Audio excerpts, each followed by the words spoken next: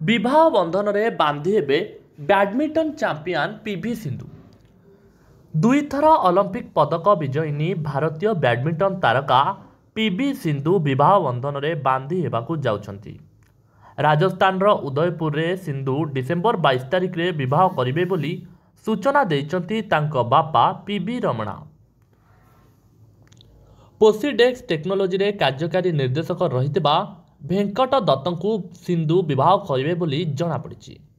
रविवार सिंधु 2 वर्षर टाइटेल मरुडीर अंत घटाई लखनऊ रे अनुष्ठित सैयद मोदी इंटरनेशनल टाइटेल जितिबा परे परिवार लोक विवाह संपर्क रे घोषणा करिसंती।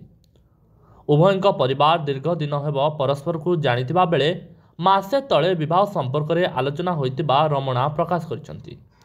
डिसेम्बर 20 रु विवाहर प्रस्तुति आरंभ हेबाकु थिबा बेले हैदराबाद रे रिसेप्शन पार्टी डिसेम्बर 24 तारिख रे प्रदान करा जिवो।